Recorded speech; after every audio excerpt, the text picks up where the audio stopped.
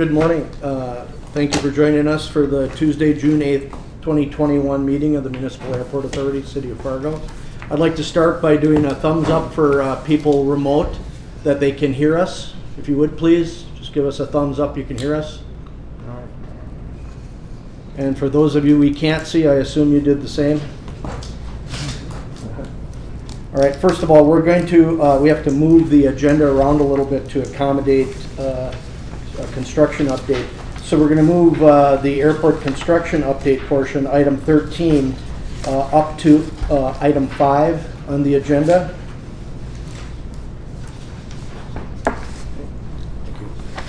Next, let's approve the minutes of the regular meeting of May 25th, if possible. So moved. Second. All in favor? Aye. Signify by saying Aye. aye. Opposed, same sign. Next, move to the airport vouchers totaling $11,487.63. Can I get a motion? So moved. A second. Second. Move in second. Roll call. Cosgrove, Aye. Capitan, Aye. Lynn, Aye. Lind, Aye. Engen. Aye. Next, item 3, approve individual vouchers as follows. A, 3D Specialties, $6,543. B, Flint Communications, $11,318.86. C, XL Energy, $64,408.52. D, Northern Improvement, $335,523.75. And E, Northern Improvement, $808,697.93. Move the approval. Second. Motion and a second. Any conversation? None? I think on D, I think that's marketing program, not marking. It is, thank you. You're welcome. Thank you. Roll call. Cosgrove, Aye. oh, sorry.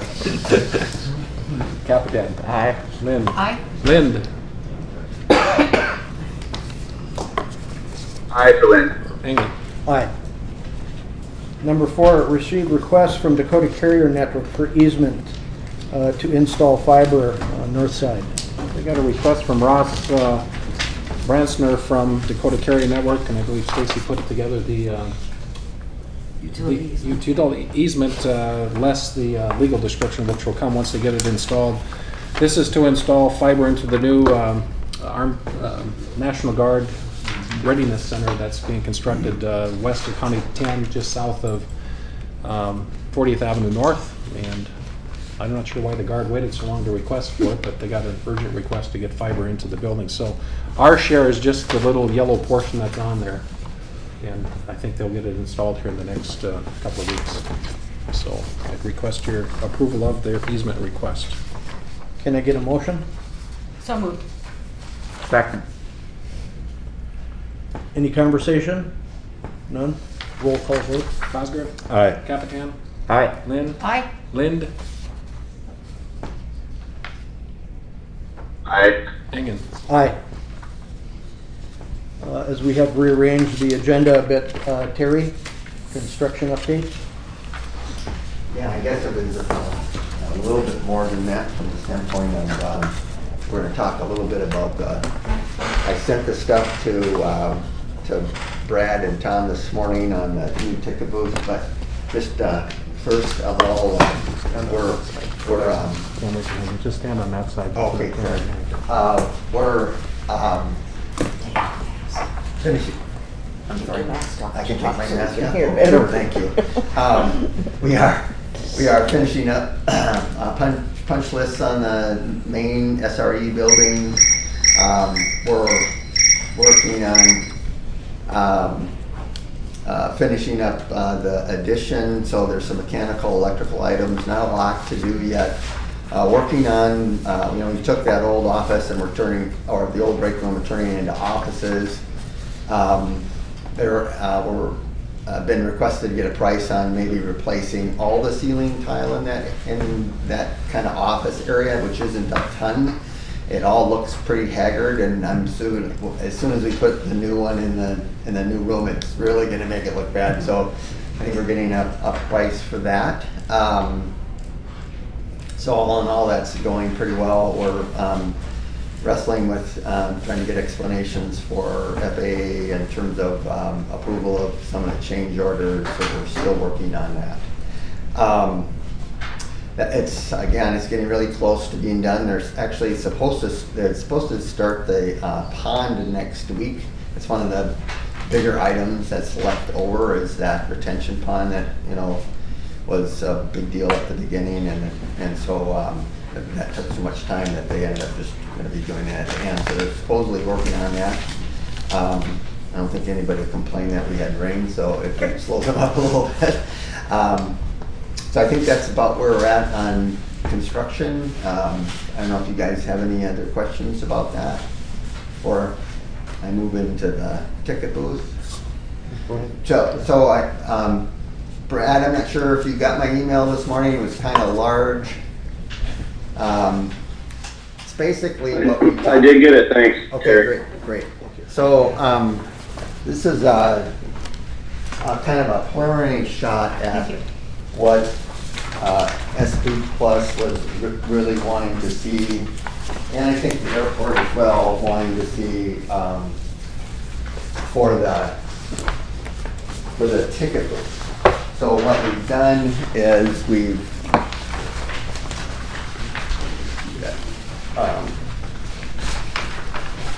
what you see here is on this plan is kind of a blow up of the exiting area for the parking lot. And what I'm showing here is, and you can't read it because it's so small, but this little cube right here is the existing building. And I don't know if you guys have been over there, but oh my gosh, it looks like it could blow over in the wind. This other large kind of rectangle to the south of that is a large electrical and basically power units, and I think some other stuff, communications and things that we're trying to stay away from. So the idea would be is if we built this, we would build it in front of the existing booth so it could stay in operation while we build this. And so then you would build this in stages. So you'd probably build the south thing, big building first, and that would end up basically accommodating most of their needs, and then you would utilize that lane. So the lanes have to be larger and a lot of different things to accomplish this second booth that has to be ADA.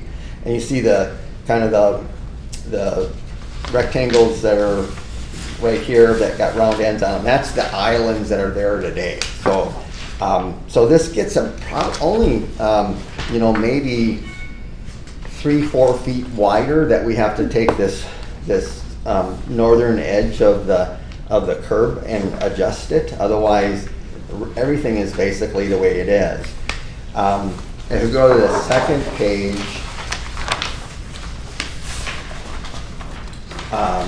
is the floor plan. And so what SP Plus requested was they needed a cashier area that, again, handicap accessible, a small break room, a restroom, handicap accessible. We put their server and their mechanical space in the same space, and then a small office, and then a large storage space. So they have, again, if you go up there, they have this, kind of a shack you'd see, or a little shed that you'd see in somebody's backyard, kind of thing, to store stuff. And they are full, and they have storage in other areas as well. What this does is it gives us an opportunity to put an overhead door, and then we have just a short little piece of kind of apron on that will attach to the parking lot to the south. So it makes it really, really nice for them to be able to get things in and out and stuff. Then we have our handicapped accessible kind of, really it's kind of redundancy. It's a little bit of, if something goes wrong with the first lane, and we still need a person or something, and it's sort of super busy, and you just want 2 people, we have a second booth that's all it is a cashier's booth. And then the third one is exclusively electronic usage. They're all going to be electronic usage from what Brett and Tom have told me. So every station there would be able to, if there wasn't anybody there, they could use a credit card to get out. What we've done is try to design something that looks similar to the airport. The other thing we've done that's a little different maybe in this instance is because we are facing north, we put a solid wall on the north side to try to help protect their equipment. And that's what the whole canopy thing is all about. So if you look at the next page, it's kind of an overview, rendering of the site plan. And so you see where the big roof is, and it probably wouldn't be blue, it'd probably be white actually, right now with the kind of materials we would use for roofing. But I just showed it that so you can easily see, you know where the airport is and what's everything, but it's just kind of nice to see everything at a glance. And so now this is we're rendering of. So we're looking at using the same metal panels that we had on SRE there on this building. We would build this conventionally, probably out of metal studs, steel framing, that kind of thing, and then wrap it with the metal that matches the SRE and the airport. And so again, we use the same detail kind of on the parapet that we have on the canopy that runs the length of the airport. Put a big logo on it. It would definitely give you a better visual in terms of even where to go, because it would really jump out. And then the other one is just looking at it from the other side. Carrie, Yeah. question. It shows that the wall is way out here, and I Yep. can't tell. Is this wall Yep, way out correct. there? Yep. Okay. Yep. That's the north side of the Yep. building. Yeah, That's correct. great. So that was after, I don't know, we had 2, 3, 4 phone calls with ST Plus and Jeff and don't have any idea what it would cost, especially in today's world. It's more of a concept, I guess, right now in terms of this is kind of how it would work. This is a space that they need. It fits on the site. It actually works really well. We looked at it from the standpoint of pushing it back, that would we have enough stacking and stuff for cars? And I think we're good with that. There's some things we could do if we wanted to modify this little curve here. If we wanted, we could bring that in sooner, so maybe we're straightened out sooner if we wanted to. But really, to keep the airport in operation, unless we moved it to a totally different location, this is a really good alternative, and to keep the rest of operations moving while they're doing it. So, Brad, do you have anything to add to this? No, not really. We had a couple conversations, both with my facility manager on site there, as well as Mead and Hunt helped us with this design, the parameters, some of the sort of critical specifications. Sean has reviewed this with us as well. The drawings are obviously just a concept, but we think that this would certainly serve our needs, and I think it would certainly enhance the exit experience for passengers as well.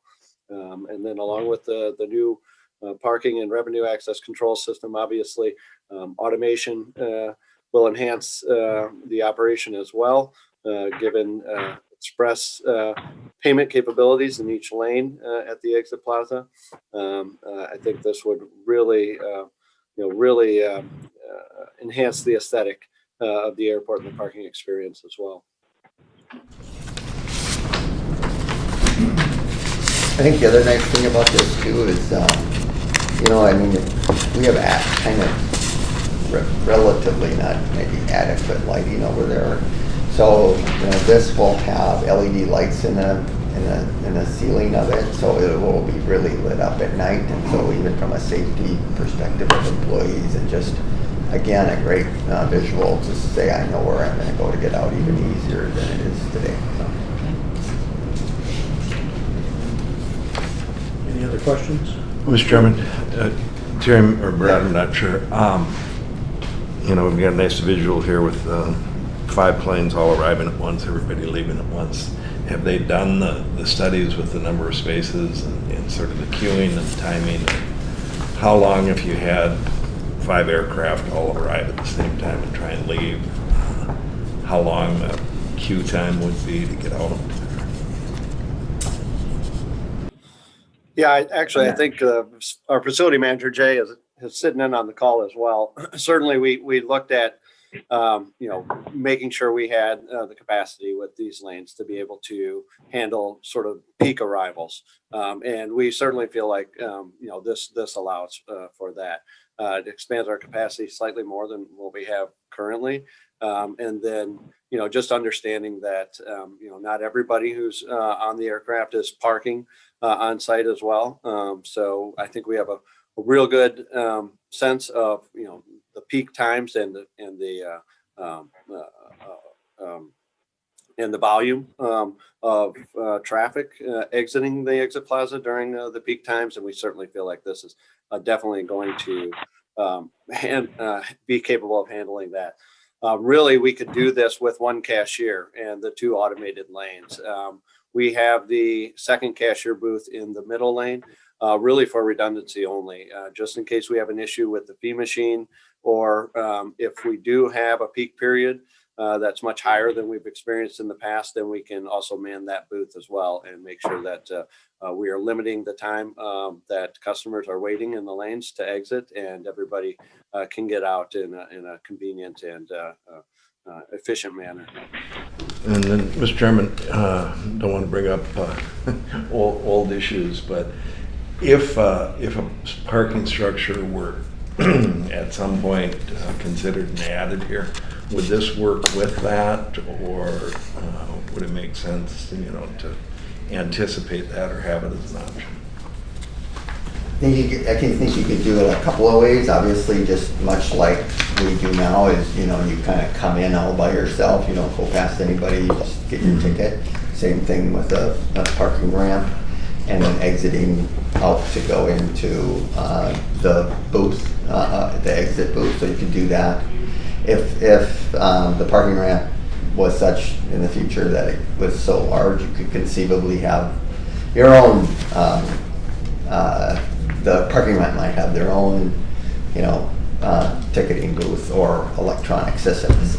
If you look at majority of any parking system today that's built, nothing's manned anymore. Do we need the booth at all then? If it could be Well, I part of think the you structure? still, you know, you still need the booth, and I guess I think there's always going to be a need for people there to manage all the issues that they have on a parking ramp, which is and the parking ramp as well. So that's what I think this building does for them, is give them a place to live for a long time. And so you're always going to have people, whether they're, you know, managing other things or fixing things, or, you know, again, electronic things go down. But I think this is, you know, certainly built for the future, and so I think it would work for many years. So, I mean, we actually do have room if we wanted to go to another lane if you really wanted to do that, because there's space to do that. I've never experienced that when and typically I'm fine at peak times as well. So I've never experienced that the 3 lanes we're backed up into the parking ever, even coming close to that. So, and I think with the new electronic equipment, it'll make it even better, easier. So, you know, the stuff that you have right now is kind of old. So, I think with our high drop-off rate too, around 50% of, it depends on throughout the year, 40 to 50% of people are dropped off. And, and with slowly increasing Uber and, I think that's a good question though. It's a really It good is, one. it is a good question. Yeah. I think the other thing that we don't know is what is Uber and Lyft going to again, impact. I think it's many, many, many years, but autonomous cars, all those kind of things that are impacting airports today, especially Uber and Lyft, how much revenue they're taking away. So I think the other thing with having a manned booth, each one of us has probably lost a parking ticket. So, you're going to need some human interaction at different points if you're in your parking experience. And maybe everybody, 90% do the, just the automated, but you might have that 10% that are like, okay, what can I do now? So.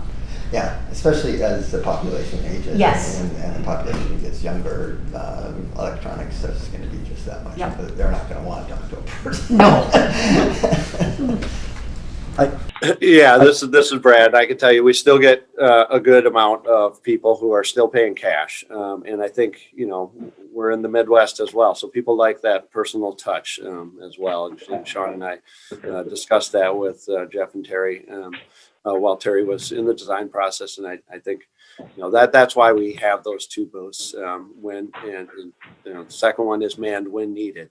But certainly there is that cash element and not everybody's paying with a card. And it is good to have that human touch and that cashier to help the customer if needed. Thank you, Terry. Thank you. Any other questions from the board?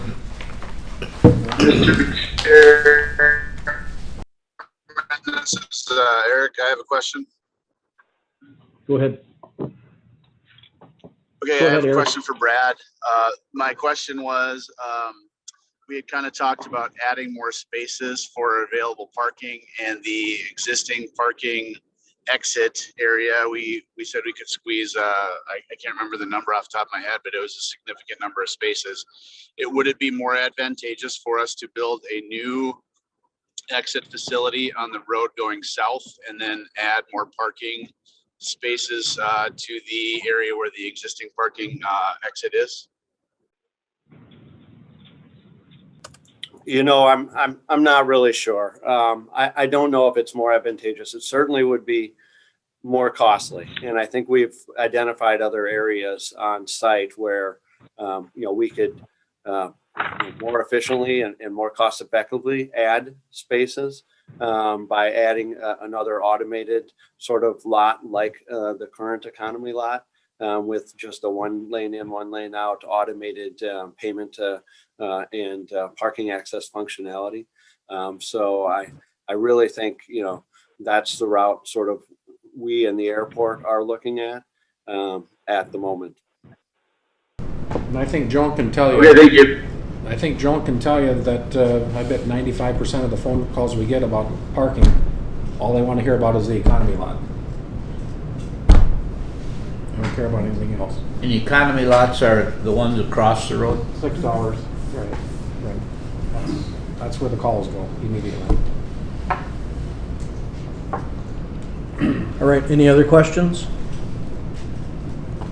If none, we'll move on to number 6. I'll just mention a little bit about item 5, and I know Tom and Brad are here. The reason that we're just not going to make a decision to receive this today is because one of the vendors, well, first of all, we started advertising for this on April 21st. We extended the deadline to receive the proposals from May 21st to May 28th because of lack of response. And so we did. So there ended up being 2 vendors that responded. As you recall, we required the RFP to contain the Buy American clause, which is part of the CARES requirement. The idea was that we were going to reimburse ourselves with CARES funds. That seems to be a significant impediment to getting proposals received from vendors just because of where this equipment comes from. The vendor that had been recommended, which SP Plus works with, called TIBA, has completed their waiver request to the FAA. I've got the waiver requests. We sent those to the FAA yesterday requesting a waiver for the Buy American clause. And it'll take approximately a week for the FAA to respond. I don't have a good feeling that the FAA will grant that waiver. If that's the case, we'll bring this back before you at our next meeting and probably reject all of the bids, and then go back out and re-advertise, and then remove the Buy American clause so that we can get some bids. I guess that would be fine. And then the only thing is we wouldn't reimburse ourselves with CARES funds. We would just pay for that out of reserves. I don't see how else to do it. TIVA is a great vendor. You know, Flash is in there as well, but Flash in many cases didn't comply with the RFP for a number of things. Plus, it's cloud-based, which I don't think we have really any interest in the cloud-based thing, and it's very expensive. So, Mr. Chairman, I've got a question for Sean.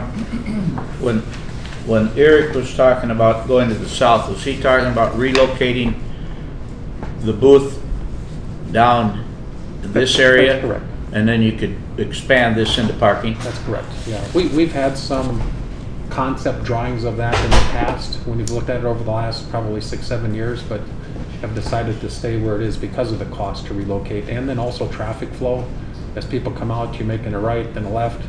In this current situation, you're just pulling right out into the one-way lane to the south. Yeah. Traffic flow-wise, it seems more efficient to me, but certainly, you know, you are giving up some parking spaces there. But I think the one of the items on the agenda here today is to look at the contract with Mead and Hunt for the other economy lot to the east. And like you say, the calls that we get at the office are all about the economy lot. I mean, just looking at it, it looks like a nice straight shot, but then you got all your electrical and everything else that you'd have to redo. And then that turn. It'd be expensive. Yeah. But you do pick up a few more spots there. I don't know, Tom and Brad, do you have anything to add on the item that we pulled or not? No, I think you explained it sufficiently. All right, on to number Thank you. 6.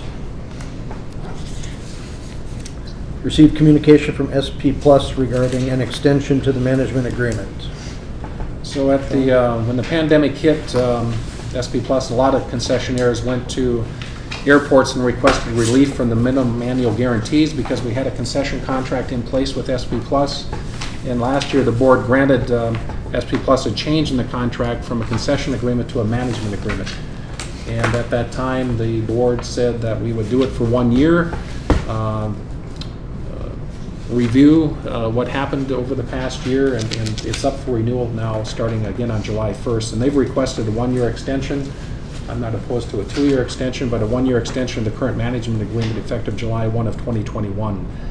And Brad and well, Jason Finch is on as well. Early morning out in San Francisco today, but Jason is there. So if you have any questions. So Questions get a motion of, for a 1 year, or even I'd say I would favor a 2-year extension, but that's what's your cause. But First questions of the board or comments? Mr. Chairman, if we could, during the all the COVID relief programs, have you received any type of revenue replacement from the various programs that have been available?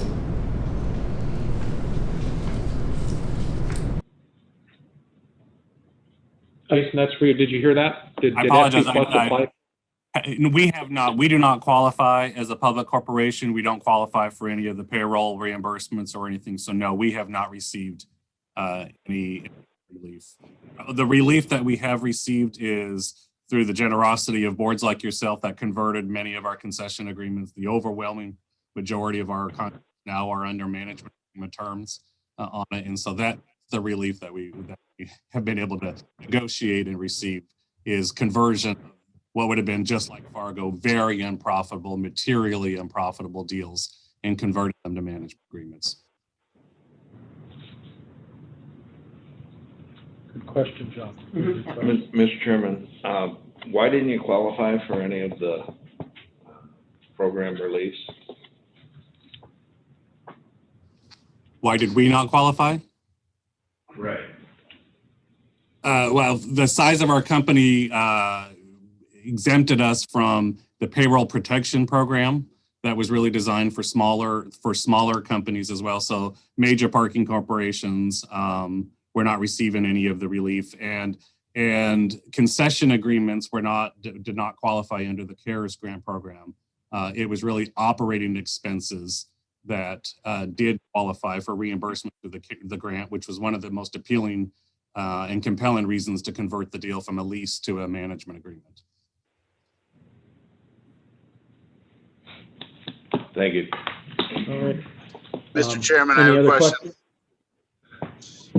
Under Go ahead, the Eric. management program, are we responsible for all of the snow removal and maintenance of the parking facility as well?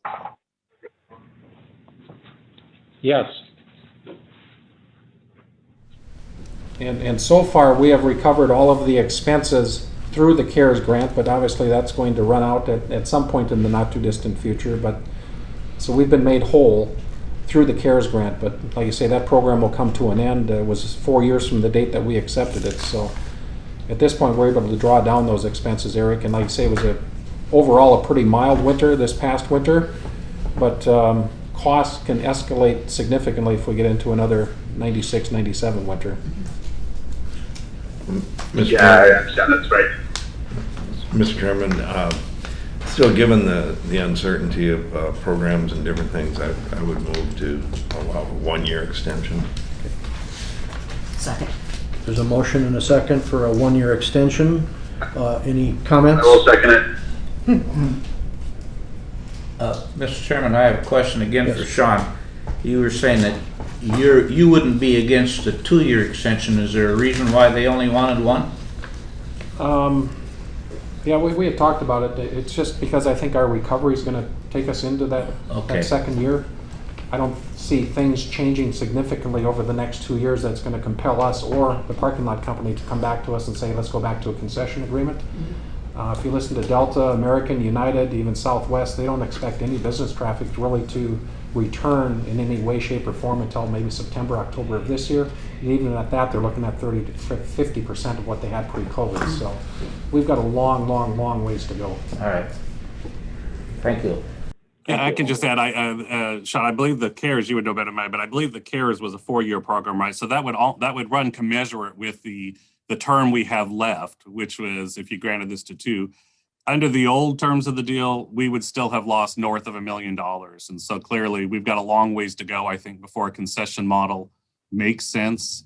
To Sean's point, running current management agreement through the term we have left, which is June 2023, and I think takes us through your CARES program, clearly is an option as well. All right, we have a motion and a second on the floor for an extension of a 1-year term. Any other conversation? None? Call the vote, please. Cosgrove? Aye. Capitan? Aye. Lynn? Aye. Lind? Aye. Tingan? Aye. That motion is carried, 1-year term.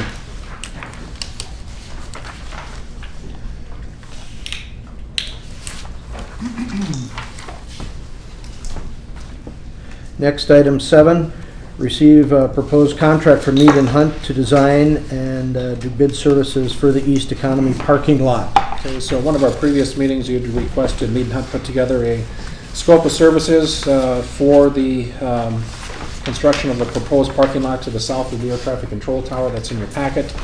And they're proposing a fee of $40,150 to accomplish that work that you had requested.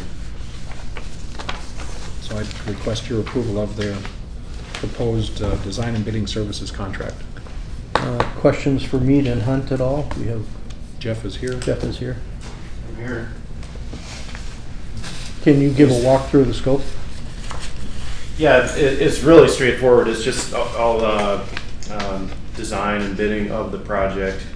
So what we wanted, the area's been used historically as an overflow lot, and SP Plus has been parking on the grass. This will be a bituminous paved surface, underground stormwater detention, lighting. We'll have the electrical for the new ticket arms, We'll work with SB Plus to figure out the number of stalls that we're, initially estimating 200 to 300. Work with Jay to get some counts from a historical perspective on what's been out there.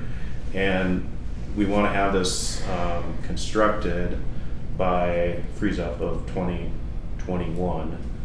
So there's a lot of work to do to get it designed, to go through the bidding process, get it constructed, and still have warm enough temperatures in the fall to pave. So. All right, thank you. Any other questions? Can I have a motion? So moved. I'll second. We have a motion and a second. Any other conversation about the proposal for Mead and Hunt? None? Roll call. Cosgrove? Aye. Capitan? Aye. Lind? Aye. Lind? Aye. Engen? Aye. Number 8, receive requests for proposals for a management services provider for IT. Okay, so in your packet, you have the RFP that was put together by the Network Center.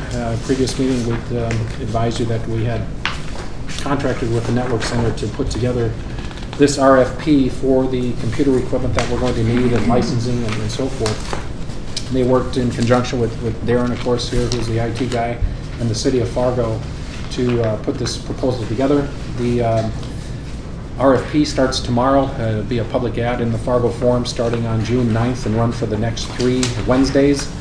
RFP submittals are due on June 30th, and then we hope to make a selection on July 27th.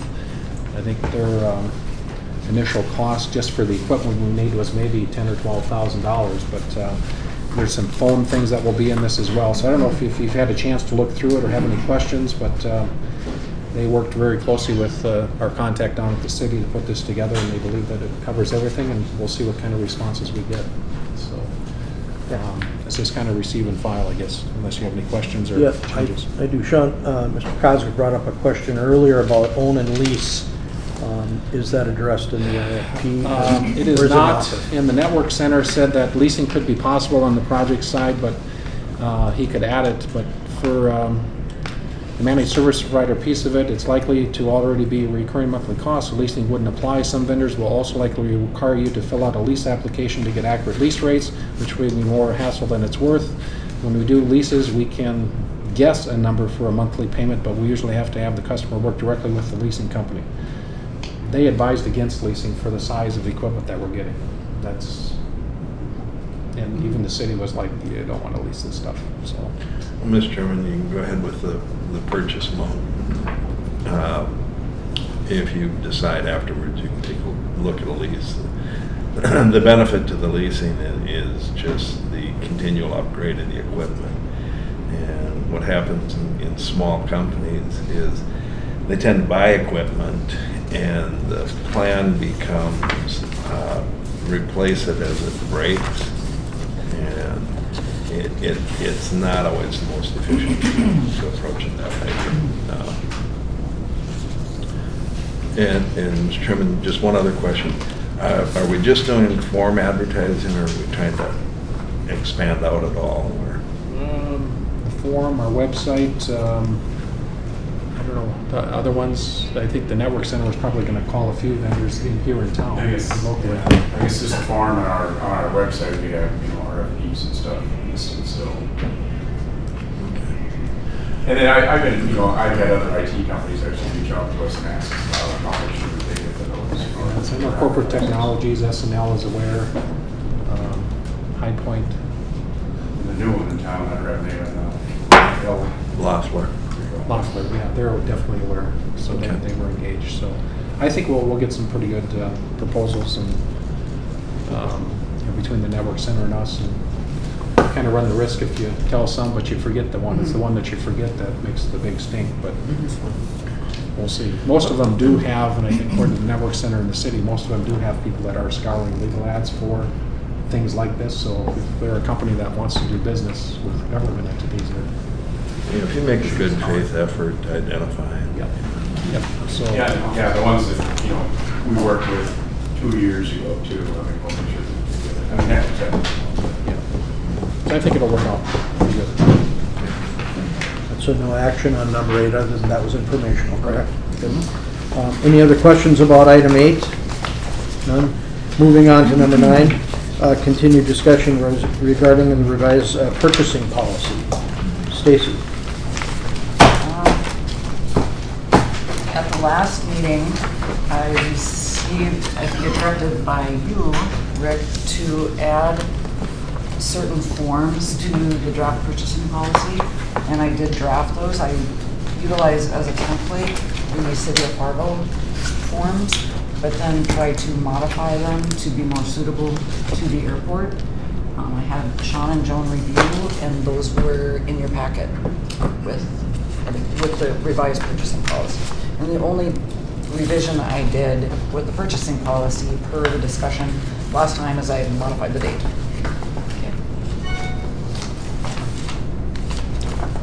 Any questions regarding the format or the purchasing policy or updates to the documentation? And one more addition, per a discussion you and I had last Friday, and having had Darren send me the audio from the last meeting, there was a directive to include a matrix, which would be a summary of the purchasing policy, so that's included as well. Yep, that was good. Mr. Chairman? Yes. And Stacy, the one thing is, I think they're starting parallel as we bring them all together. In other policies, we do refer directly to sort of the overarching legal requirements, whether it be FAA, and I just didn't. It refers to them in manner, sort of in total. The other policies, I think, actually list CFR, and if in fact we have to follow state policy, or even if they're city policy. I was just curious. From my view, in reviewing the municipal code, the Municipal Airport Authority is exempt from that. I do cite North Dakota Century Code as it relates to publication for construction projects, and then the overriding, is the FAA. So I didn't want to be so expansive to create trips, I guess. I mean, at the end of the day, it's the FAA that's going to rule. Yeah, isn't there some CFR that overarches all of that and brings in FAA? So probably CFR 200. Yeah. I can certainly review it and add it. Does that relate simply to the AFP? I don't know what the CFR is, but there is CFR mentioned for the AIP program and certain provisions of it, but. CFR is crash fire rescue. Yeah. I think if you just keep it under the airport improvement program or any other guidelines or policies for federally assisted projects, I think that's pretty clear cut. I guess one of my concerns of including too many acronyms is if one of those documents or organizational structures makes a change to their, or an edict comes down within them that then we did not know about, and then we're subject to that. That would be my only fear. And that was my reason for excluding the CFR section, just because those seem to change. Okay, well, it just, hopefully what you can do with policy is read it and start to understand and help make decisions. And the more it can point you to direction, the better it is. So, that's all I have for right now. Mr. Lind, any comments? I have one question, Mr. Chairman. Yes. In going through that at one time, there's portions of it where up to like 50,000 or 100,000, whatever it is, it only needs Sean's signatory. For his protection, I'd really like to see the chairman also sign off on that. But that's just, I mean, if it's an emergency clause, yes, he can sign. But somewhere along the line, I think the chairman, just for his protection, Okay. to have a signatory also. I know Stacy? in most cases. Mr. the Captain, chairman- I do believe that is addressed in a bunch of those, is that after it gets to a certain threshold, then the chairman does have to sign off on it. And it doesn't just leave Sean out there just doing whatever he wants. So I believe it is sufficiently addressed at this point. So I do not have any further adds or requests for the document going forward. Okay, that's fine. If it's being addressed, that's great. Could I get a motion to accept the document as presented? I will approve the document as it is printed. I'll second. We have a motion and a second. Any conversation? Mr. Chairman, that does include the forms and appendix Yes, indeed, yes, as part of the policy. yes, All right. As well as the matrix. The matrix, yeah. yes. The only thing I would say is, in the matrix, and maybe this is just me, you go from a micro to large. Level 1 micro purchase, level 2 large purchase, level 3 large purchase. It's, I was thinking, okay, level 1, level 2 maybe is if they're both considered large, I know that the amounts are different. So, doesn't really matter. You just say larger. Larger purchase, I know. Mega purchase.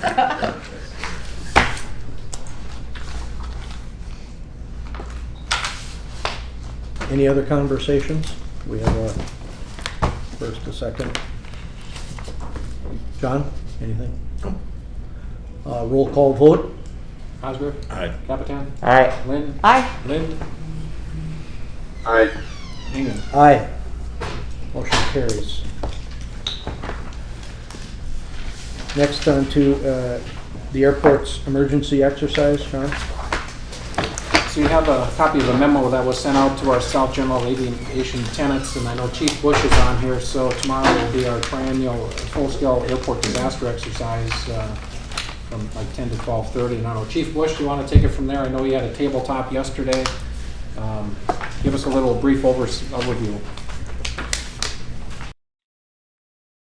Yeah, starting probably around 8:30 tomorrow, we're going to be taking over portions of the South GA, runway 1331 and Foxtrot. We've got about 15 different agencies coming out, and we're going to run through a scenario with a CRJ 900 with 66 passengers on board and crew, and hopefully be wrapped up here by 12:30 and have a lot of lessons learned. Will this impact additional traffic for the pre-check? No, Okay. no. No, Okay. no, Thank no. you. There won't be any terminal play expected at all. Okay. Okay, thanks for the update. Yes. Thank That's you. all we got. All right. Number 11, You bet. received a proposal for a contract from O'Neill Engineering for the AC mitigation. Steve, I think I see you're still on there from Obernell. So at our last meeting, you directed them to come up with a contract to prepare plans and specifications for those items that we discussed at our previous meeting as it relates to airborne pathogen mitigation design. So Steve, you take it from there? Yeah, sure. So I sent actually to yesterday, Sean, the fee proposal for that. So, the amount came to be $50,000 and that includes the design for those options that we discussed a couple of weeks ago, with the intention of knowing, 1, 2, 3, however many of those we decide would be the base bid on that, in the construction documents, and then the rest could be addressed as alternates. So the board could pick based on pricing and how critical or how necessary they feel they are to kind of pick what portions they want to do on the project. So within our fee includes kind of the construction administration, contract management, final inspections, running construction meetings, whatever's needed to successfully complete that construction project. Okay. if you have any questions, Stacy, I'm not sure if you've got a chance to review it or not, but they could approve it subject to your review. Correct. Do we have a motion? Mr. Chairman, just, Yes. Steve, the unanswerable question is, again, we go through learning exercises with COVID and everything. Do you see any other potential items that we may want to include here as options or potential to deal with anticipated requirements or changes?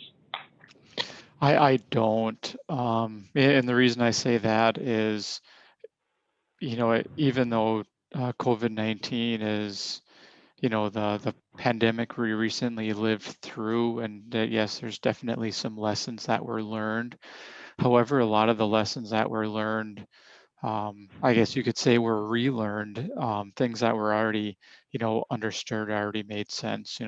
So the only thing that we really haven't specifically addressed on there is minimum relative humidity, setting within the airport, and that's given the system that's just really challenging to try and implement and maintain, and ultimately with our climate we can't maintain that minimum level regardless of what we try and do, just due to condensation on building envelopes. So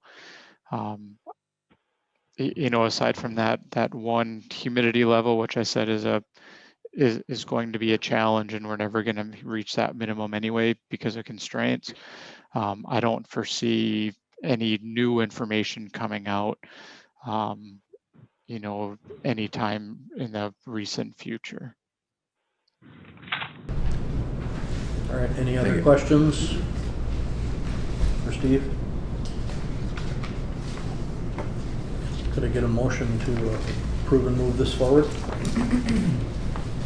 So moved. Second. We have a motion and a second. Any other conversation about engineering? None? Roll call? Cosner? Aye. Capitan? Aye. Lynn? Aye. Lind? Aye. Engen? Aye. I'm glad this is getting done. Very good. Number 12, received preliminary notice regarding grant awards from North Dakota Aeronautics Commission. Okay, so on June 10th of this week, the Aeronautics Commission will review the recommended grant awards for the commercial service airports and general aviation airports in North Dakota that applied for state grants. What was in your packet was how they distributed $2,733,246 of available funds to the commercial service airports. Our preliminary grant award is $342,641. That reimburses us up to 50% of what our initial cost was for the projects that I had applied for. You'll notice the air cargo apron wasn't funded, and we discussed that at length with the Aeronautics Commission along with the FAA. The FAA is still hopeful that they will still receive supplemental funding for the cargo apron, and we'll see where that goes. Hopefully they'll know sometime this summer if we'll get additional funds. So because of the additional funding that hopefully the feds will get, we decided to hold off, for the state and along with the airport decided to hold off on any award for that. We'll reapply next year if there's any balance that isn't funded through the FAA on that. So this is just an information item for you. If you have any questions, you can let me know. We budget zero from the state, and everything they give us is a gift. So we really appreciate what the Aeronautics Commission does for us each year. Thank you. Item 13, the second part of it is the security update. Well, let's see. Last week was our TSA annual inspection, so we had, 7, 8, 9, I don't know how many TSA inspectors roaming the airport, 7, I guess. Kept Darren and Jordan busy along with all the other tenants and so forth. And I mean, it's a good process to go through and just test the vulnerability and things that happen, whether it's engaging employees that are in secure areas or tenants around the airfield to see if they can get through and get onto the air operations area or whatever it may be. And the results of that, I guess, will be shared with us, I don't know, later this week or what have you. So there's always a few items here and there when you rely on tenants to do the right thing, if it's badging or whatever it might be. I mean, Jordan and the tenants go through all the training, and if they encounter them out in a secure area, they better be doing the right thing. know, they hold us accountable for it, but yet we're not their direct supervisors or what have you. So we'll see where that goes. I think the other part, if we go back to construction, we're making good progress on the ramp. Jeff is here, so a lot of concrete's been poured in the cargo apron, and Yeah, they're paving, that's what they're doing. So between the asphalt base and the concrete, the next month, there'll be a lot of paving, so expect some big payments to come. So of course the next month. so how many lanes do they have paved so far? The two very northernmost lanes, and they were different. Do you want to come up front here? Sure. That's- Please. They have the two northernmost lanes paved, and it's 35 feet. There's 17 and a half each. They had to like take a few days to set their paver again because all the remaining lanes will be 20 feet wide. So they'll begin with that again. My understanding is next week. So good progress. Thank you. Yep. Anything else, Sean? Yeah, just some miscellaneous things. TSA pre-check, as you see, is going on right now this week. It started yesterday. I think so far they've had about 150 people registered. Got off to a little bumpy start yesterday. Their technology wasn't quite working, and people that came down from East Grand Forks and Valley City and all the way up from Langdon, I mean, they patiently waited, most of them. Some we sent down to the off-site location going postal on A Street by Nicole's down there. But some will reschedule and come back. But it got up and running after about an hour or thereabouts, their technology. So Darlene Josie is helping to be our greeter out here. You'll probably see her when you leave here today. We had an extensive conversation with Mead and Hunt last week to review the scope of work for a terminal study that we're looking at, terminal expansion and modifications and so forth, and that hopefully will be before us at the next meeting. Jeff? Maybe? That's the goal. That's the so goal. That means pending FAA approval. So we got to go through that. So this is kind of picking up where we left off prior to COVID hitting, as we look at possibly expanding out to the east, more gate areas, restrooms, pet relief areas, concessions, our office area, the TSA office needs. I mean, it's a whole scope review of the terminal and what we're looking at doing here. So hopefully we get that kicked off. 2022 budget, hopefully have some preliminary for you at our next meeting. We're still working with the city and the North Dakota Public Health Trust reps. I don't know if Mike Bredlinger is on here today, but we're trying to get confirmation that the city's Blue Cross Blue Shield reps shared the information for our employees with the Blue Cross Blue Shield reps with the Health Trust. There seemed to be some confusion about that. We're also still waiting for the pension information to come, but I know that they had a death of an employee up at the HR office there, so I'm sure they'll get to it here soon. Accounting, Joan and I met with Balanced Accounting last week, and they are moving forward with getting our chart of accounts set up and with the QuickBooks Pro online, so we'll hopefully get started on some training with that here in the next few weeks. That's going on. And hiring. As you're aware, we are in the market for a mechanic. Our current mechanic took employment elsewhere, and we had 2 people that applied. We may have hopefully 1 potential candidate, we'll see. Building attendants, to try and find part-time building attendants, it's a continuous cycle. We're advertising at $14 an hour, and it's an absolute lost cause. We just can't find anyone to really apply or sustain for that. So our budget has contained funding for an additional part-time position, which we started to advertise for. That starts in about the $18, $19 an hour range with benefits. It's a full-time, I'm sorry, full-time position. And we'll see if we get any takers at 18, 19. I know Sanford is struggling, Essentia, anybody looking for janitorial work, it's been a challenge. A part-time seasonal person for the air operations just to come out and mow. I don't know, we gave up after 3 times, $15 an hour. We'd get some kids that would come in, look like they were gonna be potentials, they'd just walk away. We can't find anyone, so I don't know if it does any good to continue to advertise for that. Part-time mower, if we increase the wage rate, maybe go to 16 and see if we get anyone, but by now, most of those folks have their summer jobs, so I don't know. It's frustrating to be able to find workers, and I know other tenants in the building are having the same problem, so. That's what I have for now. We don't have our May numbers in yet, but it's looking pretty good. We're still waiting for American to provide their boarding numbers, but it looks like we're making progress, and hopefully we'll only be down about 20-25% of where we were pre-COVID in 2019. But we'll let you know as soon as we get those numbers in from Americans. So I think that's all I've got. All right, anything else for the good of the order? Mr. Chairman, and Sean, maybe just a quick update. There was some community discussion that FedEx and the incentive package that they received when they came here, that they were not meeting their goals and requirements, and after checking into it with the city and the airport, determined that they are meeting their hiring goals. And, I don't know that it was as much that they were not, it was that nobody knew or had checked. Yeah. And when Gilmore reached out to me, I engaged everyone at FedEx and gave him a copy of some blogs or videos that were going where Commissioner Gehrig was on. And the frustrating part is that the message isn't correct. It's true that the city had not been checking on those companies that had been granted pilots to find out, are you doing what you say? The frustration for me, and I think for FedEx, and they don't feel very welcomed here in this community, is that they did nothing wrong. And I think that's the message. FedEx applied for a program that they were eligible for. It was granted to them, but yet it still keeps coming up as if they did something wrong. And they're really sick of that narrative. They're very frustrated.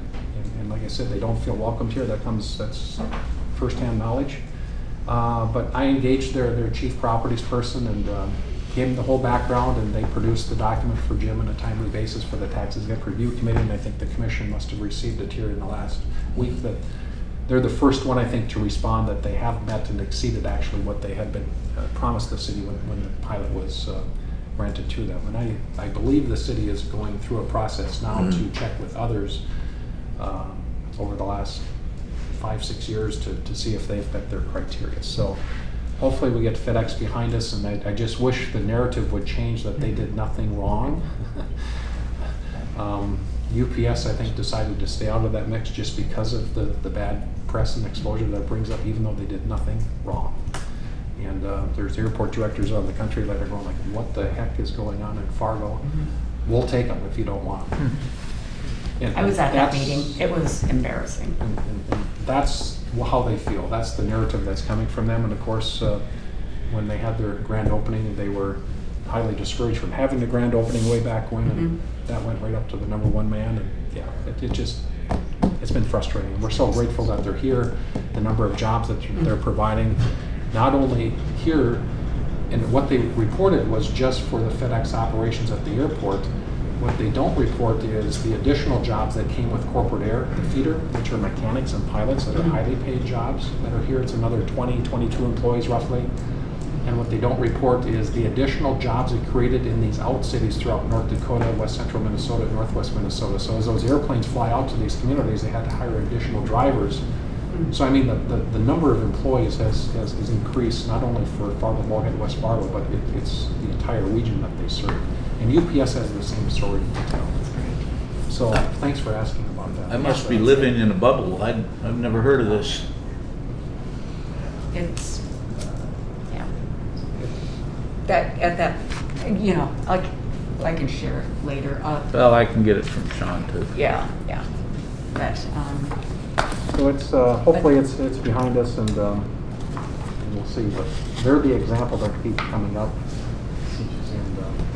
I think probably what's frustrating, having been on a different city commission, those practices, if you're going to do that, they need to have some teeth and some accountability in the processes that go along with it.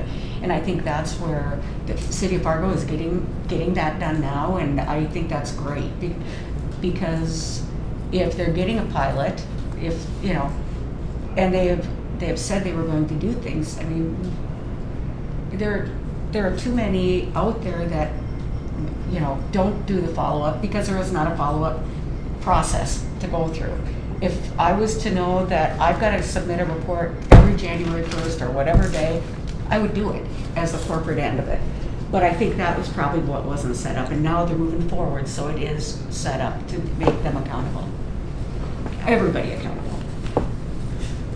Well, thank you all for your comments, and I guess the final note will be we appreciate all the residents, tenants, and those businesses that help support the community and the region. With that, meeting adjourned. Thank you.